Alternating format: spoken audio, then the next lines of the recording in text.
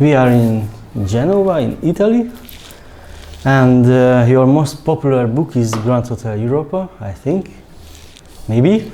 That's the one that has been translated in many languages, yes. Okay. My favorite is this one, is the La Superba. I will talk about that later because I have many things to discuss on that book. And your newest one is Alkibiades. It's yes. about the Greek history. You wrote at least, I think, 30 books, if I count correctly, but maybe more. And you might have a totally different favorite book that I have. So if I go next time to Amsterdam, to a bookshop, what book should I buy from you? That is a very difficult question. It's about like asking who's your favorite child. You cannot answer that. Or if I have to answer it, my favorite book is always my next book, but that's not finished yet, so that's difficult to acquire.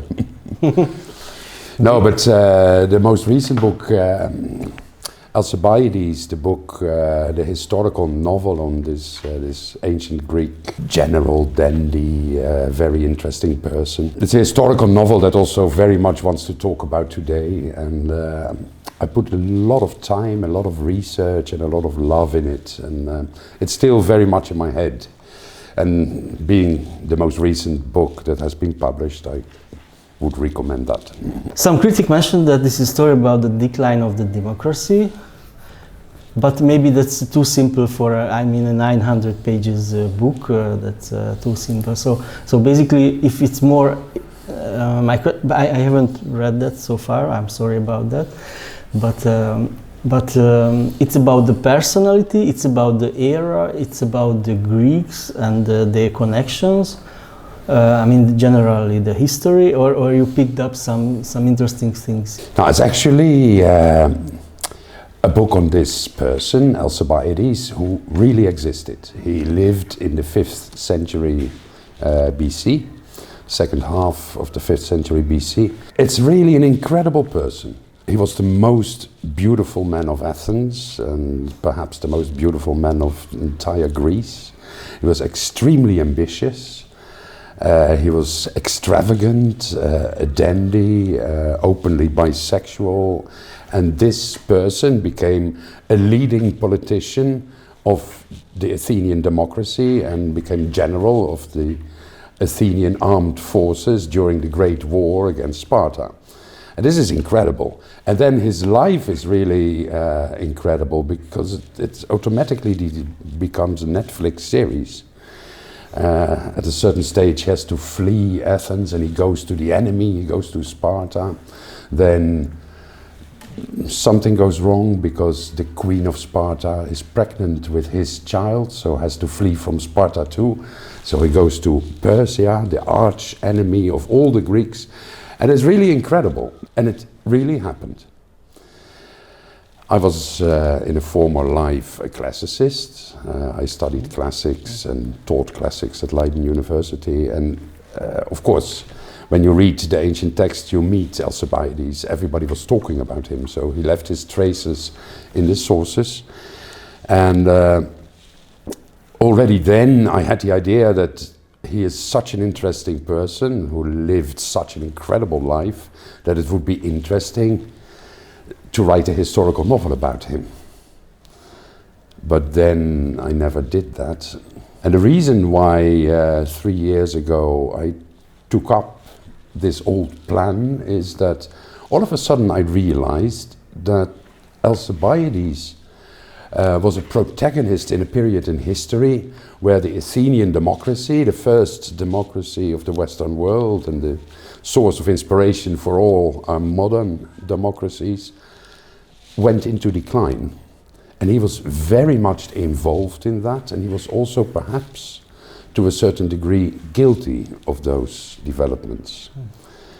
And if you're looking at the symptoms that at that time pointed at the decline of democracy, for us nowadays these are scarily recognizable. And that is what I wanted to talk about. And then this old plan of writing about this wonderful person became an urgent plan. Then I had to write the book. But in this meaning, you buy a 900 pages book that took maybe a year someone to read, maybe, or a month at least. And there are more faster ways to talk about this. You can go to write an article in the newspaper, you can talk with friends. Yes, of course, and I also do that. I write articles in the newspaper, I talk with friends, but faster is not always better. Sometimes you need a slow approach to see all the angles and all the nuances and to digest what is really happening. The reason why it's preferable to talk about urgent things in fiction, in a novel, is when you write an essay, a typical essay has an introduction, some kind of argument and a conclusion, which is always some kind of simplification. It can be very useful, but in a novel you can maintain all the complexity that is there in reality, and you can show the complexity. And another reason is that when you write an essay, it's a rational way of communicating with the reader, while in a novel you can communicate also with emotions and with the senses. You can not only invite your reader to think about it, but also to feel it. And this can be very useful. When I see this kind of book, can be a bit scary, because you can maintain a lot of complexity, which is of course needed, but then you need maybe total attention to read this book. Yeah, it's a big book, but for some people perhaps that is scary, for other people that is a big advantage. I mean, it's a great adventure. You can live this adventure for a long time, you can be in that world for a long time as a reader. It's not true that everybody prefers short books, little books, and that's also not even true for young people. And there is really a movement of slow reading, like before we had movements of slow food and that kind of thing. And people realize that it is actually very rewarding to pay attention for a long period to the same thing. It was not really a frightening moment when you had to be in your head so many things, so many details, what you wrote there, and you cannot write again, or you cannot duplicate this? Yes, of course, nobody is telling you that it is easy. A novel like Alkibiades, when I arrive at the end, I have the entire novel in my head, yes. And it requires a lot of concentration to do that. But it's also very rewarding, I like it very much. And then, it's not me that decides how big a book will be. It's the book that decides. It's going to be as big as it needs to be. Yeah, but you can say the end. And that's it? Yes, but if the book doesn't agree.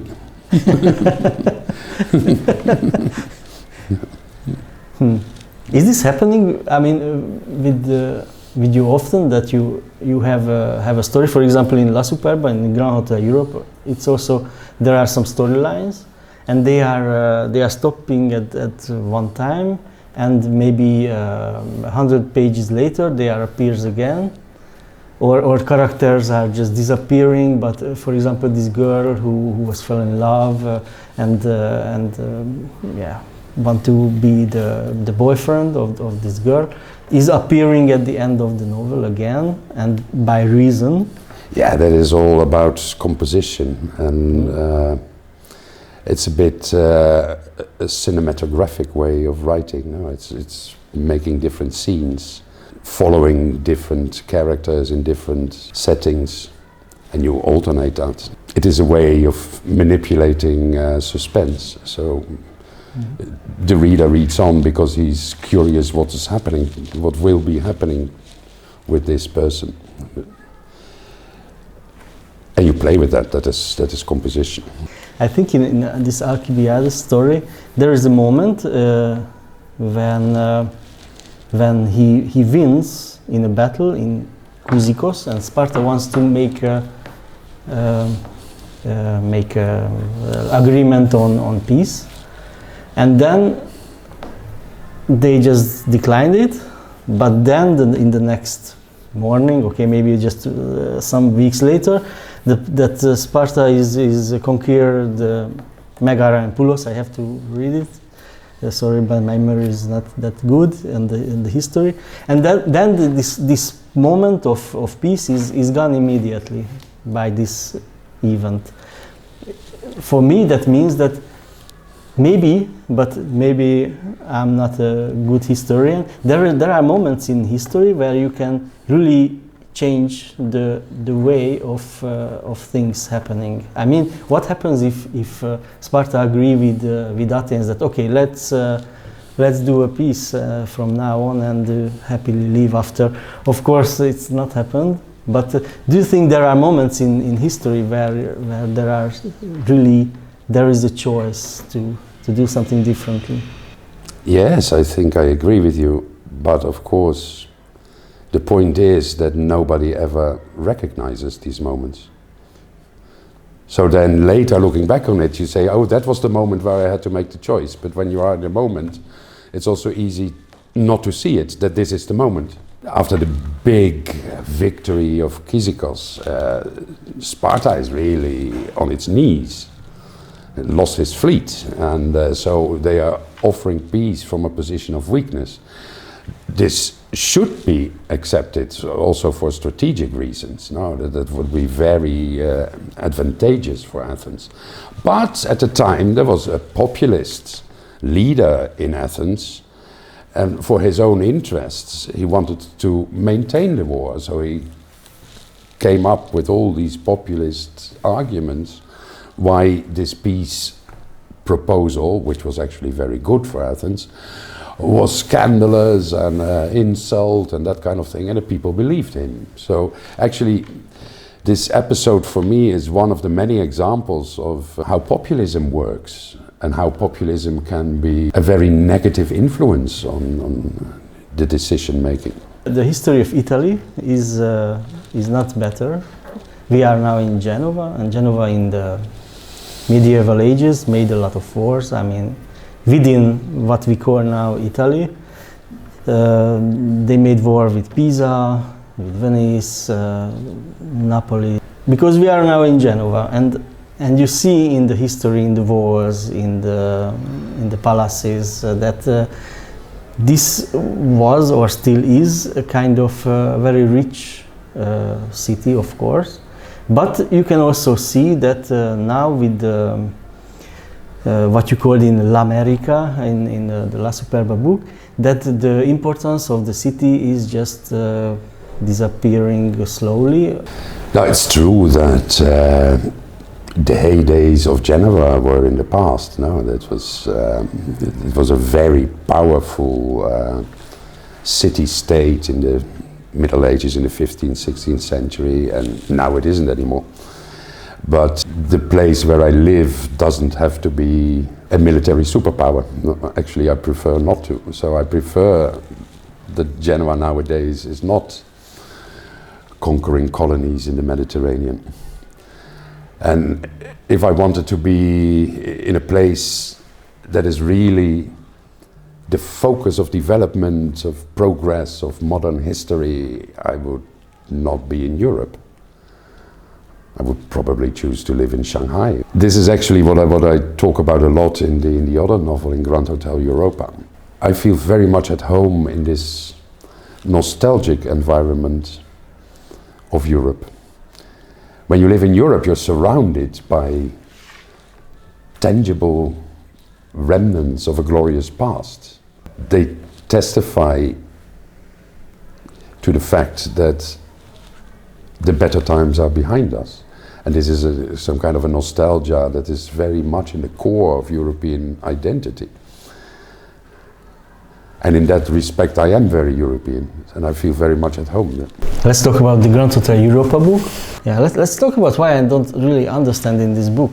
Because maybe I'm a, let's say, a new person. I always looking for new things. I want to see the future me, if I can if I can use this famous time machine from this American movie, then I would definitely not go back, but go to the future to see what will be the future with me, or my kids and my family and all these things. But of course, what is the past is pretty much defining us. So maybe my question is too personal, but you for me it seems that you're really interested in the past. Actually, I envy you that you would travel to the future. Most people are very much afraid of the future, and more so. Do you notice? Do you watch science fiction movies? Not really. If you do, you notice that that there's really a change. That in the 60s, in the 70s, science fiction movies were very optimistic, talking about exploring space, progress, like Star Trek. Modern science fiction movies are extremely gloomy.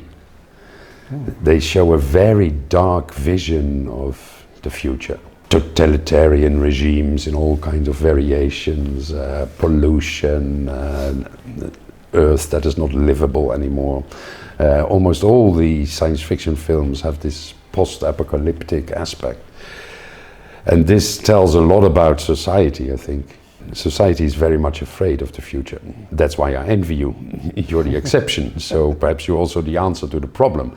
Because all this nostalgia, of which I am also guilty, I feel very good being nostalgic, living in the past. But of course, this is not going to help us.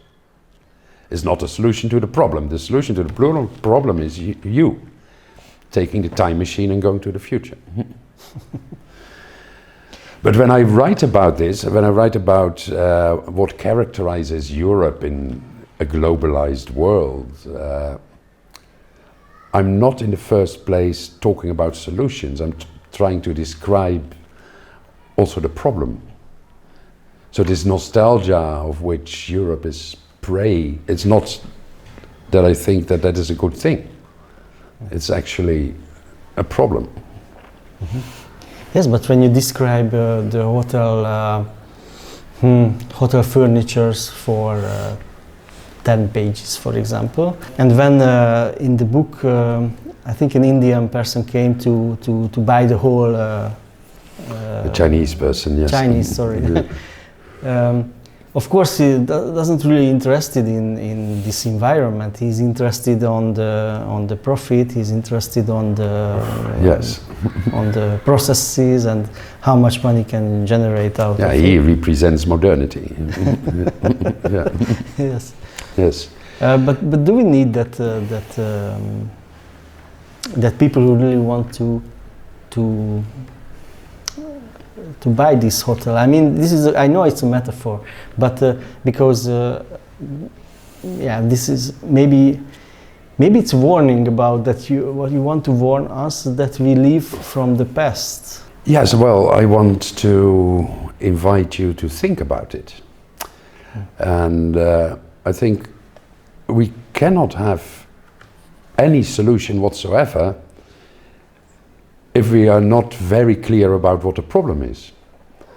So first, before we are talking about solutions, we must analyze what is happening. We must analyze, we must understand where we are, what we are doing, what the problem is. So I try to contribute to the consciousness of problematic aspects and the complexity of it. Let's talk about La Superba because this is my favorite here, and maybe because you're moving a lot of characters, and these characters are also from the very, let's say, poor people, and some of them are immigrants, and this kind of things maybe I haven't read enough, but I haven't read in that aspects of the immigration. Because what you're telling in that, for example, I love that storyline when you're telling us that in the Africans they say that okay, Europe everyone gets a Mercedes and the Rolex watch for free. And this is part of the story why they are coming, because they believe that, Mercedes and Rolex, why don't you go there? And they pay a lot of money to the illegal persons who can maybe deliver you or your son or someone to this promised land. And of course, when they arrive, they just realize that what we just discussed with the Grand Hotel Europe, that Europe is more about the past. So they don't. I mean, for example, here in Genoa, I don't know how much physical workers are needed at this point. Maybe not that much. So how this emigrant line came to you? Did you went out to the street and talk about things? Yes, actually I did. When I arrived here in Genoa, it was the summer of 2008, and it was all a coincidence. I didn't plan at all to move to Italy, to stay in Genoa. I came here on a journey. I fell in love with the city, and then quite spontaneously I decided that perhaps it would be a good idea to stay here for a little while, for some inspiration, that kind of thing. So I started to look for a small apartment, rented it for 2 months, then I prolonged that, and this little while now has become 17 years. So but this was not planned. And in the summer in 2008, I started immediately almost to write about the city, because it would be strange not to do that, because it made an impact on me. I fell in love with the city, and it's strange not to write about what gives you this feeling.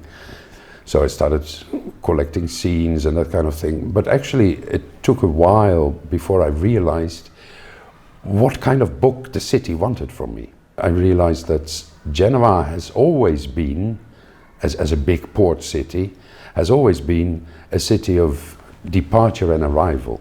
In the past, it has been the city from which the Crusaders left to liberate the Holy Land. Now it is the city from which millions and millions of Italians left for the promised land, l'America.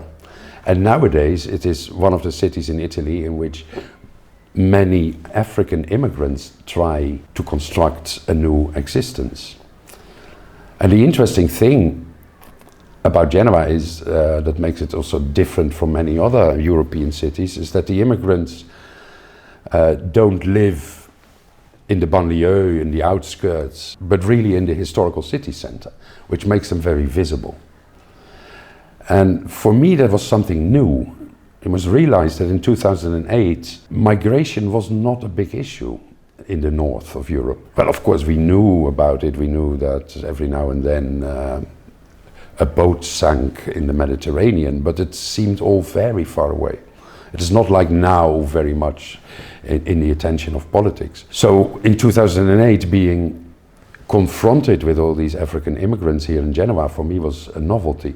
And I got interested in it. So I started to do research, I started to talk with them. And of course, I also was an immigrant in this city. The only difference is that I came from the north to the south, and they came from the south to the north. And it makes a huge difference. And probably you had more money, of course. Well, that's what the difference makes, yeah. And I have more rights, and it's really a very unfair situation. So then I understood what the book must be about. It is a book about migration, mostly. And all these characters in this book have in common that they have this dream of a better life elsewhere. And that was also the dream, of course, that I was sharing with the African immigrants. With all our differences, we left because of the same dream of a better life elsewhere. Then I have this tragically personal question: that was your life better here in Genoa than in the Netherlands?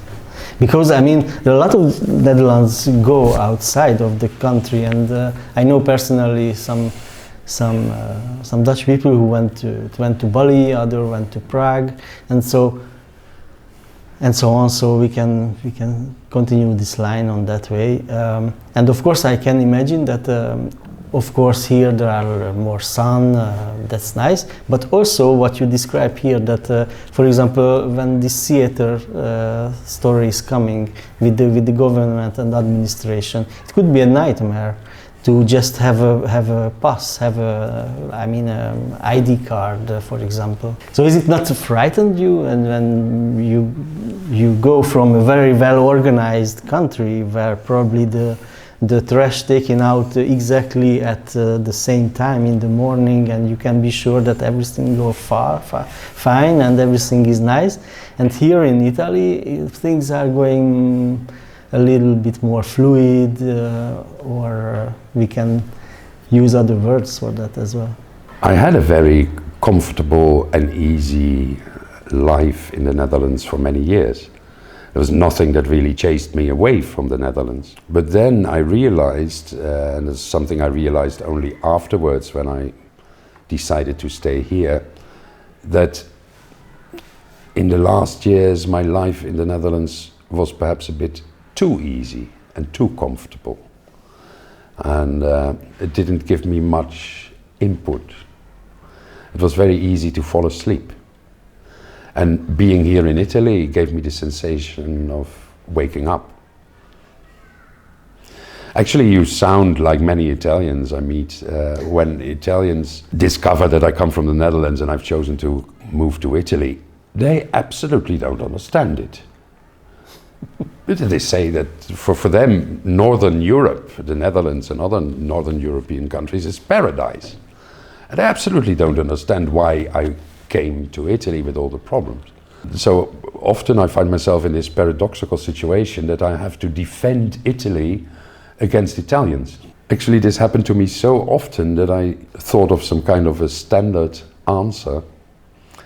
And I always said, now I cannot say it anymore, but at the time it was a good answer. I said that the Netherlands is a country without problems.